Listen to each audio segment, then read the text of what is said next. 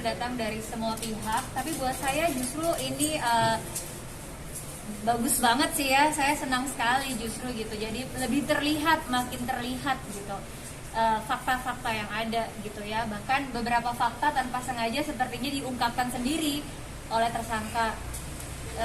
Lalu juga yang saya sangat masih agak lucu tadi adalah tersangka masih membahas masalah Mbak Karput. Mbak Karput seorang artis yang dia sebutkan katanya itu adalah nama sebuah PT. Di situ aja sih menjadi lawakan untuk kita semua adalah sejak kapan PT disebut Mbak, sejak kapan ada artis yang artis menjadi sebuah PT gitu. Jadi itu sesuatu yang menurut saya alibi yang menggemaskan. Iya, dan juga kan bisa dicek Google dari tahun 2016 Mbak Karput seorang artis sejauh ini ya cuman Kartika Putri yang munculnya di Google gitu. Itu pun bisa menjadi suatu pertimbangan juga bahwa dari awal pihak saya tidak menuntut apapun, hanya menuntut permintaan maaf. Karena apa yang beliau ucapkan tidak memiliki bukti-bukti dan fakta yang benar. Hanya itu kok, saya tidak pernah mau ini sampai hari ini gitu.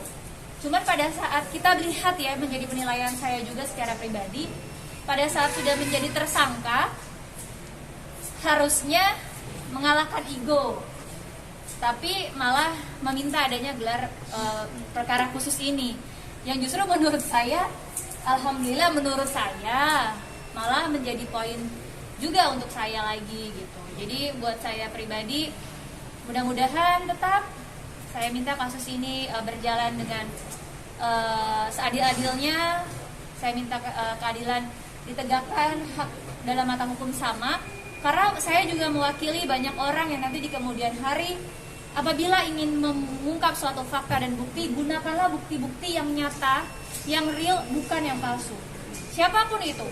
Jadi siapapun selebgramnya, siapapun artisnya yang nanti mungkin ingin mereview, yang mungkin nanti ingin mengkritik, gunakanlah etika-etika yang baik dan kejujuran, tanpa ada kepentingan di balik itu semua, tanpa ada keuntungan di balik itu semua, tanpa ada dendam di balik itu semua.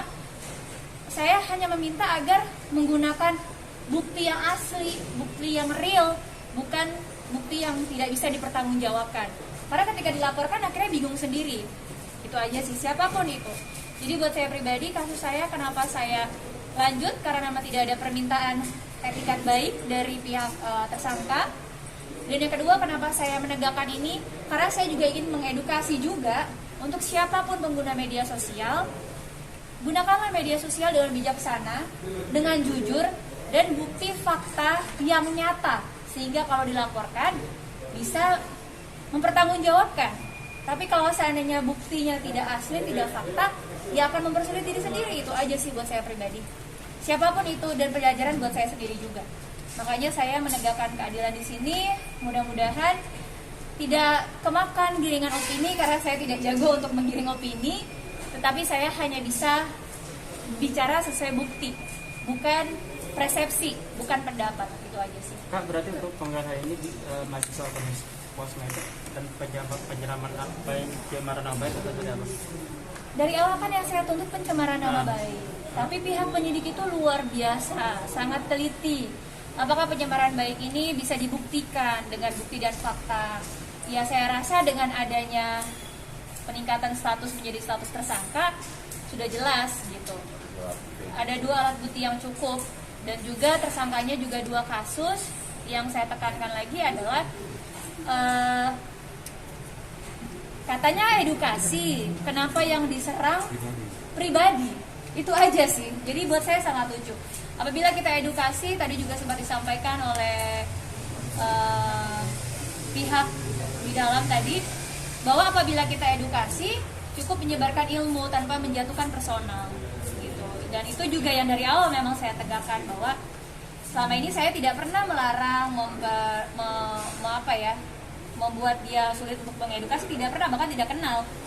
Tapi yang saya bingung adalah kenapa mengedukasi dengan menyerang saya secara pribadi, menyerang keluarga saya, menyerang agama saya. Itu yang buat saya terganggu sekali gitu. Jadi kalau ditanya Kenapa lapor? Tadi juga ditanya juga kenapa saya melapor, apa yang saya tuntut. Ya saya melapor keadilan gitu, karena saya sudah berupaya tabayun, malah dibikin konten dan ngeledek, dibully saya se-Indonesia kata dia. Ya buat orang yang tergiring opininya mungkin. Lalu saya somasi pertama dibikin konten, somasi kedua dibikin konten, lalu saya laporkan ke polisi, dapat surat panggilan, dibikin konten, dibilang saya cari uang damai, lalu juga menantang, oh silakan, saya nggak takut, laporkan gitu, lu jual gue beli katanya gitu. Jadi buat saya sudah tidak tahu bagaimana cara lagi untuk membuat orang ini tidak melakukan hal-hal yang melanggar hukum, ya termasuk ke pribadi saya. Itu aja sih, makanya hari ini ya kita penuhi. Tapi kalau tadi kita lihat hasil di dalam, sangat puas hasilnya, karena penyidik baik itu pihak manapun berlaku seadil-adilnya di mata hukum, tidak memihak satu dan lainnya, bicara sesuai hukum, menanyakan kita dengan sangat baik dan tegas dan juga profesional. Jadi ya saya tinggal menunggu nih, mudah-mudahan juga menjadi perhatian Bapak Jaksa untuk segera melimpahkan kasus ini ke pengadilan.